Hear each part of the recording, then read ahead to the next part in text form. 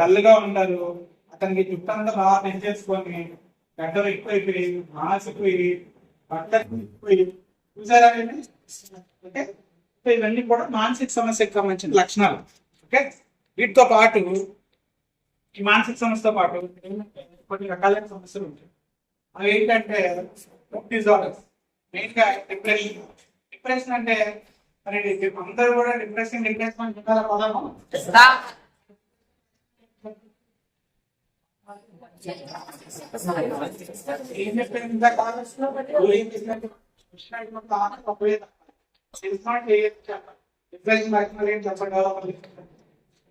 ఏం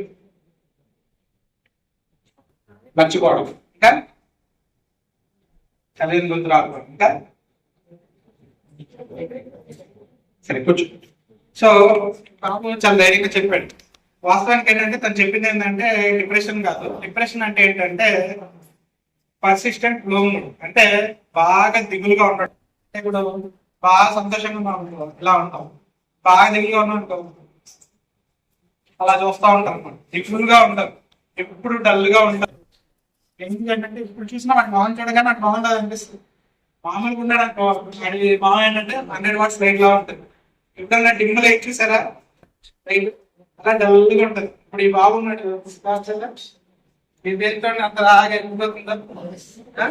ఇలా ఉంటే హ్యాపీగా ఉన్నాడు.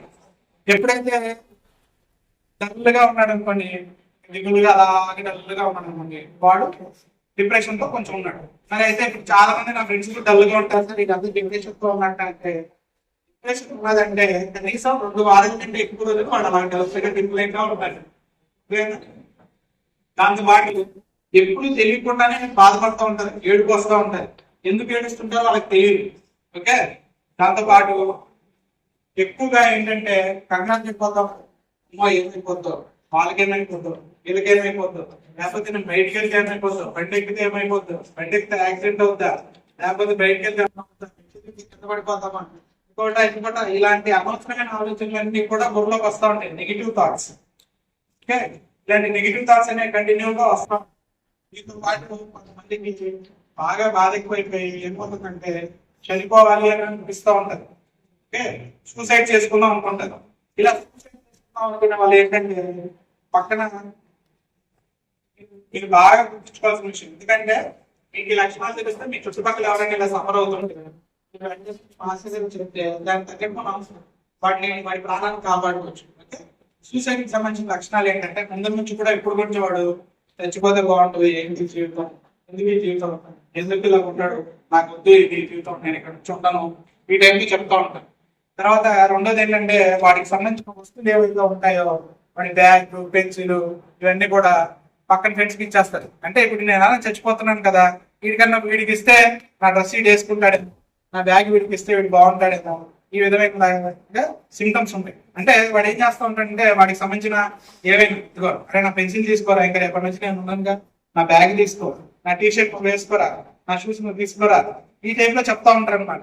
ఎందుకంటే నేను రేపు సూసైడ్ చేసుకుంటాను కదా, నా జీవితం లేదు కదా, నాకు జీవితం లేదు, నాకు బాధగా ఉంది, ఈ టైప్ లో చెప్తా ఉంటారు.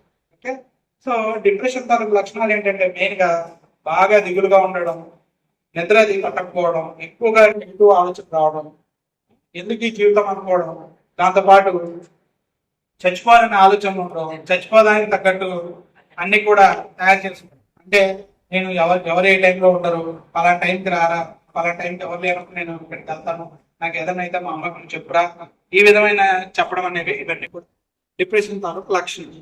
ఓకే, సో ఇవన్నీ కూడా కేవలం మామూలుగా సాధారణంగా కనిపించే మానసిక సమస్య. అయితే వీడన్నీ కాకుండా వ్యసనాలు అనేవి కొంచెం ఎక్కువగా కూడా ఉన్నాయి పిల్లలు. ఓకే, మీరు వాటిని ఈ దశలోనే అంటే విద్యార్థి దశలోనే అసలు వ్యసనం అంటే ఏంటి, ఆ వ్యసనం జోలికి వెళ్ళకుండా ఉండడం అనేది మీరు అలవాటు చేసుకుంటే మీరు బయటికి వెళ్ళిన తర్వాత మీ జీవితంలో ఎటువంటి వ్యసనాలకి వెళ్ళకుండా ఉంటారు. వ్యసనాలు అంటే తెలుసా మీ అందరికీ? వ్యసనాలు అంటే మీకు తెలిసిన వ్యసనాలు ఏవో 1-2 చెప్పండి ఎవరికైనా. మళ్ళీ అదే ఏం చెప్పాను, తెలిసినోడు మాత్రం లేదు చెప్పండి. చెప్పున్నా వ్యసనాలు ఏంటి? Smoking, alcohol. వెరీ గుడ్, కూర్చో. ఇప్పుడు మీలో ఎంతమందికి స్మోకింగ్, ఆల్కహాల్ వ్యసనాలు ఉన్నాయి? ఎంతమంది వ్యసనాలతో బాధపడుతున్నారు మీరు?